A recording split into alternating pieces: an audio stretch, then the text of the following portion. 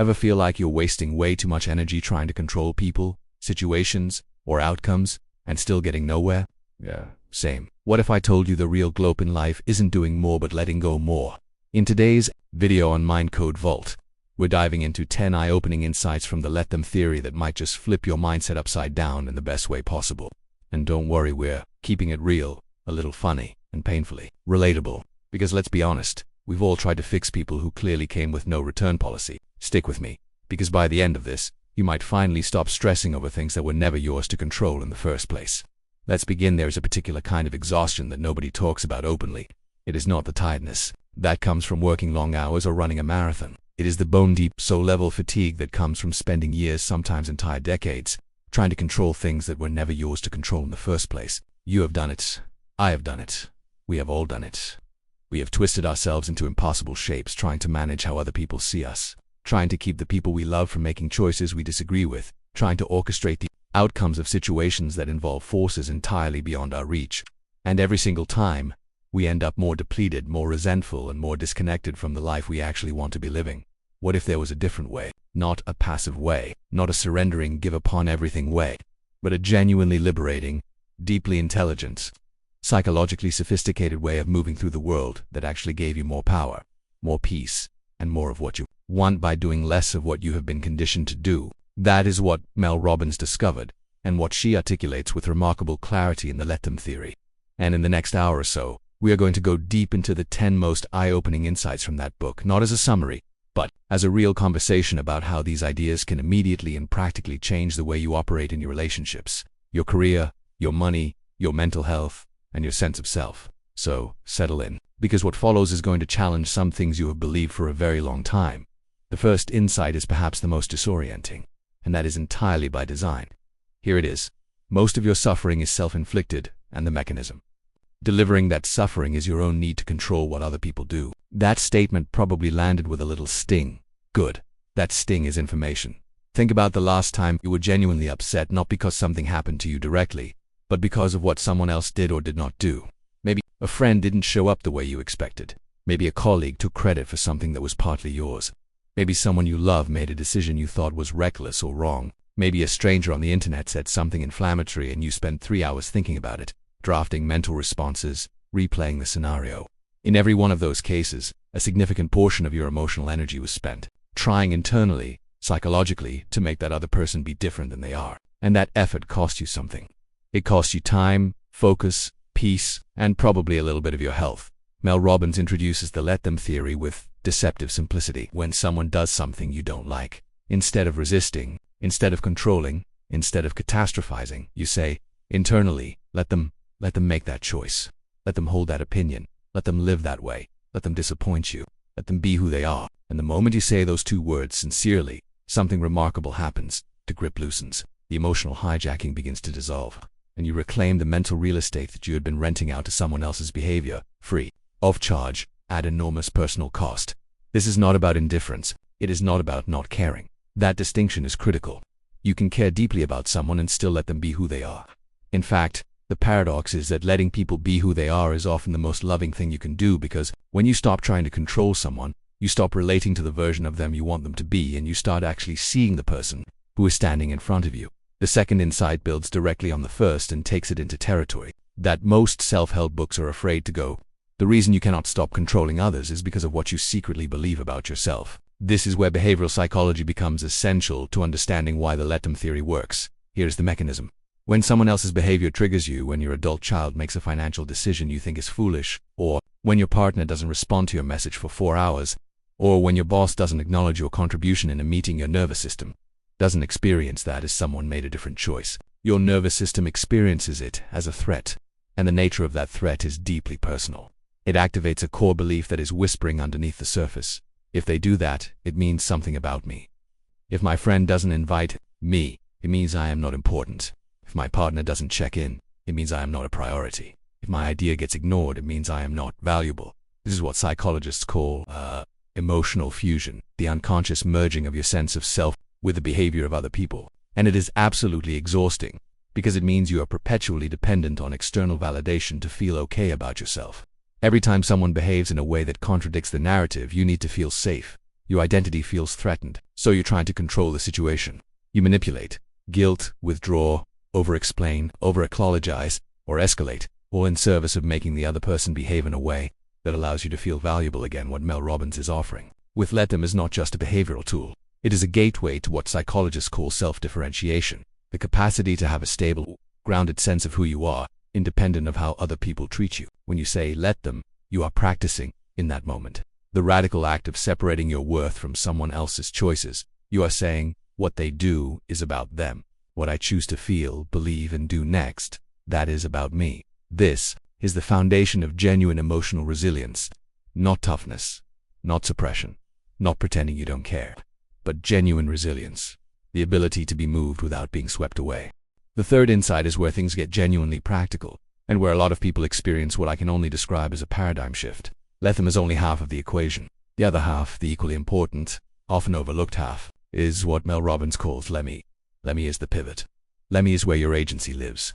Once you stop spending energy trying to change what someone else is doing, that energy has to go somewhere. And if you do not intentionally redirect it, it will just recycle into more rumination, more resentment, more internal conflict. So the full practice looks like this. Let them do what they are going to do, and then let me decide what I am going to do about it.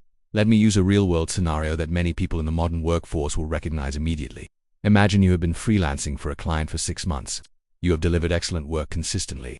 You've been flexible, communicative, professional, and then, without much explanation, the client decides to go in a different direction. They end the contract. The old response, the one driven by control and emotional fusion, might involve a desperate attempt to change their mind, or a spiral of self-doubt questioning your worth and your abilities. It might involve bitterness, or of what you could have done differently, or venting to everyone you know about how unfair it was. The let them let me response looks completely different. Let them make that business decision. It is their business. Let them go. And then, let me look at what this opens up. Let me reach out to 3 other potential clients this week. Let me re-examine my pricing structure and the type of work I actually want to be doing. Let me use this moment as a recalibration. What has just happened is not a verdict on your value. It is information about fit, and sometimes a misfit with one client is the exact thing that makes space for a perfect fit with another. In the AI economy specifically, this insight is not just psychologically useful, it is a survival skill. Industries are shifting faster than any individual can control. Platforms change their algorithms. Automation replaces certain tasks. Companies restructure. Clients pivot. If your emotional well-being is tethered to the consistency of external conditions, you will be in a permanent state of anxiety. Let them disrupts that dependency, and let me reclaims your agency within the chaos. The fourth insight is one that Mel Robbins is particularly passionate about, and it has everything to do with the way control dynamics quietly destroy our closest relationships. Here it is. Every time you try to control someone you love, you are communicating at a level deeper than words that you do not trust them. This is hard to hear, especially if you are someone who identifies as caring, nurturing, or protective. Most controlling behavior in relationships does not come from malice. It comes from love, specifically from the anxiety that love generates. We love someone, so we fear for them. We fear for them, so we want to protect them. We want to protect them, so we try to manage their choices, their emotions, their outcomes, and we frame all of that managing as love. But what the other person experiences on the receiving end is not love. It is surveillance. It is the quiet, suffocating message that says, I do not believe you are capable of navigating your own life. Think about the parent who cannot let their adult child fail. Even a little ooh intervenes every time a consequence appears on the horizon. Who calls too frequently, questions every decision, offers unsolicited advice wrapped in worry. The love is real. The intention is genuine. But the impact is the slow erosion of the child's confidence in their own judgment, and the slow erosion of authentic connection between 2 adults who could be choosing each other freely, but instead are locked in a dynamic of management and resistance. Mel Robbins found this in her own marriage. She tells the story with honesty and humor the moment she realized she had been trying to change her husband, Chris, for years. His habits, his energy, his way of approaching situations that she found frustrating. She was exhausted. He was defensive. Their connection was fraying, and the breakthrough came not from a dramatic conversation or a couple's retreat, but from 2 words. Let him be who he is. And then, let me decide if who he is works for me, and if it does, to genuinely choose him, not the version of him I've been trying to sculpt. That shift from toleration to genuine choice transformed their relationship, because there is a vast difference between staying with someone because you cannot let them go, and staying with someone because you have fully seen who they are, and you are choosing them deliberately. The fifth insight moves us into territory that is enormously relevant in the age of social media, public opinion, and what we might call the attention economy. The relationship between letting go of others' approval and the expansion of your own possibilities. Here is something most high achievers will recognize but rarely admit. A significant percentage of their decisions are made not based on what they genuinely want, but based on what they think will be approved of. The career path chosen because it looks impressive. The business idea shelved because someone important seems skeptical. The creative project abandoned because the first piece of public feedback stung. The opinion not shared because of the anticipated backlash. In every one of these cases, imagined or real social judgment has been given veto power over genuine self-expression and genuine ambition. The let them theory directly addresses this by asking you to apply the same two words outward. Let them judge. Let them misunderstand. Let them have opinions about your choices. Let them talk. And remarkably, when you genuinely let them, when you stop monitoring and managing what people think of you, the creative and professional range of what becomes possible expands dramatically. This is backed by research in behavioral psychology. Studies consistently show that the fear of negative evaluation is one of the most significant predictors of creative underperformance. People censor, people play small, people choose safe, legible, socially approved paths over genuinely meaningful ones, not because they lack ability, but because the social cost of deviation feels too high. But that is, in this context, an act of intellectual and creative emancipation. Think about what this means practically for someone building a personal brand, launching a business, creating content, or pivoting into something new and unfamiliar. The most common barrier is not skill. It is the internal tribunal, the imagined panel of critics who are evaluating your worthiness in real time. When you can genuinely say, let them think what they think, that tribunal loses its power, and you gain something priceless: the ability to act on your own best judgment. The sixth insight is one of the most counterintuitive in the entire framework, and it has enormous implications for leadership, management, and anyone who works with or alongside other people. The insight is this: you are far more persuasive when you let go of the need to persuade. This seems paradoxical, but the psychology is airtight. When people sense that someone is trying to control them, even subtly, even with genuinely good intentions, they resist. It is a feature of human psychology, not a bug. We are wired to protect our autonomy. The moment we feel that someone is pushing us toward a conclusion, something in us pushes back. This is called psychological reactance, and it is one of the most reliable and powerful forces in human behavior. What this means practically is that your most persuasive moments are rarely the ones when you are making your case most forcefully. They are the moments when you make your case clearly and then genuinely release the outcome. When a manager stops hovering over every decision and lets their team navigate with real autonomy, something shifts. Performance often improves. Engagement increases. Innovation happens in the gaps that controlling management had been filling with anxiety. When a salesperson stops chasing and lets the prospect make their decision in their own time, close rates often go up because the absence of pressure creates the psychological space for the prospect to actually consider what they want. This applies in negotiation, in parenting, in creative collaboration, in leadership. The person who can state their position clearly and then genuinely let the other party do what they will, that person is operating from a place of security and competence that is deeply attractive and deeply persuasive, precisely because it does not feel like manipulation. And in a world that is drowning in manipulation and persuasive technology, in social media algorithms designed to exploit psychological vulnerabilities, in marketing that is increasingly sophisticated and omnipresent, the person who operates from genuine non-attachment to outcome stands out in a way that is almost magnetic. The seventh insight is the one that I believe has the most long-term impact on financial well-being and professional trajectory, particularly for people navigating the uncertainties of the modern economy. It is about the relationship between control, risk, and opportunity. Every significant opportunity involves uncertainty. Every meaningful investment of time, money, energy, reputation comes with a possibility of loss. And for people who are deeply oriented toward control, that uncertainty is often intolerable, so they avoid it. They wait until conditions are perfect. They research until research becomes a form of sophisticated procrastination. They hedge every decision until the decision loses its meaning. And in doing so, they protect themselves from loss, but they also systematically exclude themselves from the upside that uncertainty makes possible.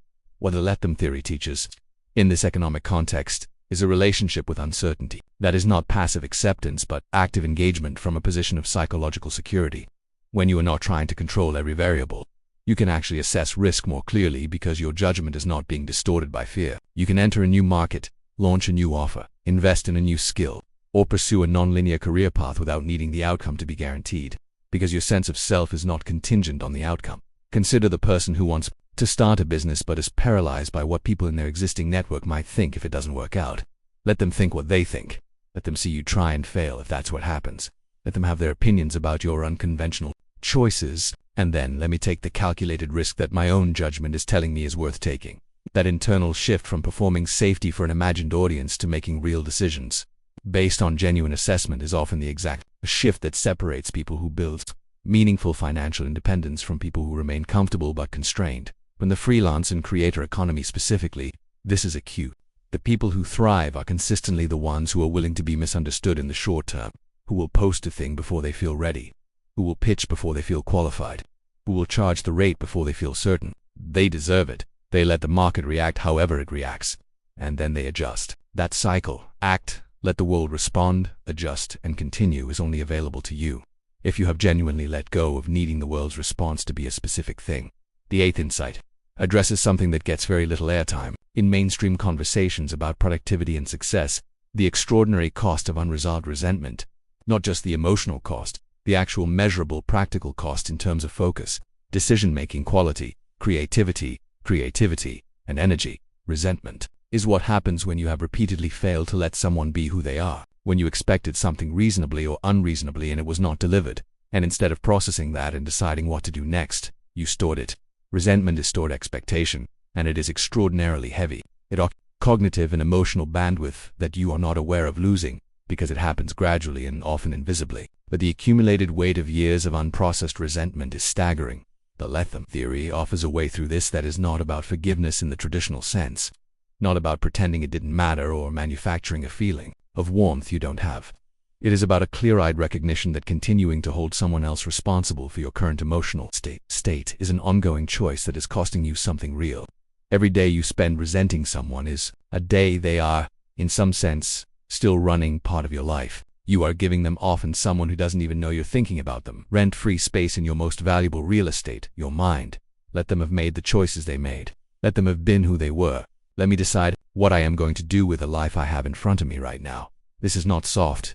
This is not spiritual bypassing. This is ruthless practice. The energy that resentment is consuming is energy that could be building something, creating something, loving something, experiencing something. Reclaiming it is one of the highest leverage moves available to you. The ninth insight is specifically for people who feel responsible for others: parents, caregivers, leaders, partners of people struggling with addiction or mental health challenges. And it may be the most emotionally complex territory in the entire book.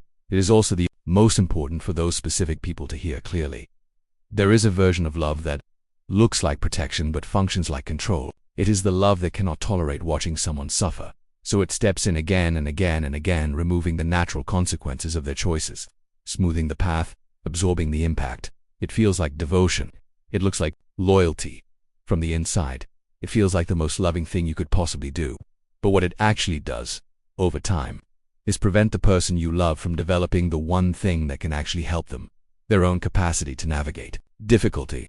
This is one of the central tensions in the psychology of enabling behavior. The parent who cannot let their child experience failure does not protect the child from failure. They simply delay it and make it more catastrophic when it eventually arrives. The partner who covers for a loved one's self-destructive behavior does not save them from the behavior. They insulate them from the feedback that might be the catalyst for genuine change. The leader who never lets their team struggle with hard problems does not protect the team. They atrophy the team's problem-solving muscles. Let them struggle. Let them feel the natural weight of their choices. Let them find their own way to the other side of this. Not because you don't care, but because you understand at a level deeper than emotion that their growth is not yours to engineer. Your role is not to remove all friction from their path. Your role is to be present, to be trustworthy, to be the person they can come to when they are ready. Let me be that person, not by controlling their journey, but by being a steady and genuine presence in their life. This requires enormous courage. It is often the harder choice, not the easier one, but it is the choice that actually serves. The 10th and final insight brings everything together and points towards something larger than individual psychology or personal productivity. It is about what becomes possible collectively, culturally. When enough people genuinely embrace this way of being in the world, we are living through a period of extraordinary collective anxiety, political polarization, economic uncertainty, technological disruption, environmental instability. All of these are generating tremendous collective pressure to control, to manage, to force outcomes. And at the level of social behavior, this pressure is expressing itself in an epidemic of what we might call compulsive intervention: the need to correct, to call out, to manage, to police the behavior of others, both offline and online. The underlying anxiety is real and understandable, but the mechanism attempting to control what cannot be controlled is making everything worse. Imagine a different cultural norm, not apathy, not disengagement, but a widespread practice of genuine differentiation of people who can but hold their own values clearly while allowing others to hold different ones, who can advocate passionately for what they believe while genuinely releasing the need for everyone to agree, who can engage with disagreement from a place of curiosity rather than threat response. This is not a utopian fantasy. This is the natural social consequence of enough individuals doing the personal psychological work that the let them theory points toward. The world you want to live in, more collaborative, more creative, more tolerant of genuine diversity, more capable of navigating complexity, is built one person at a time, by people who have done the inner work of separating their sense of safety from the behavior of others, who have learned to say genuinely and wisely, let them, and then to turn that same clear-eyed energy toward the only domain where they actually have power themselves. So here is where we land, and I want you to sit with this. Really sit with it, because it matters. The life you have been wanting is not on the other side of getting everyone around you to behave correctly. It is not waiting for the right conditions, the right validation, the right alignment of external variables.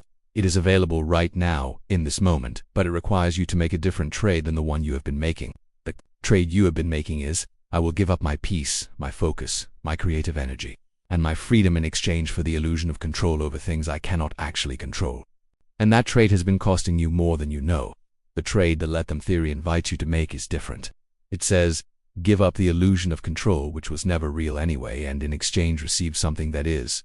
Receive your own life back. Receive clarity. Receive the genuine ability to act from your own values rather than react to everyone else's choices. Receive the kind of relationships that only become possible when two people are actually choosing each other, rather than managing each other.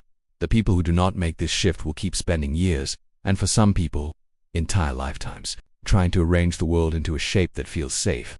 They will keep outsourcing their emotional state to other people's behavior. They will keep shrinking what they are willing to try, willing to say, willing to be, because the approval of the imagined audience has more power over them than their own deepest knowing. You do not have to be one of those people. You can decide right now, in this moment, not someday, not when conditions are better, not when the people around you change, but now, let them be who they are. And then let yourself be who you are. That is not a small thing. That is everything. And just like that, you've unlocked a whole new way of thinking. Not by controlling everything, but by finally letting go. The truth is, the moment you start saying let them, you take your power back. Less stress, fewer headaches, and a lot more peace. Sounds like a pretty good deal, right? If this shifts your mindset even a little, make sure you hit that subscribe button and join Mindcode Vault, because we're all about leveling up your mind, one idea at a time. And before you go, ask yourself this. What's one thing or one person you've been holding on to that you need to finally let go of? Think about it, and maybe, just maybe, your life starts changing from that one decision.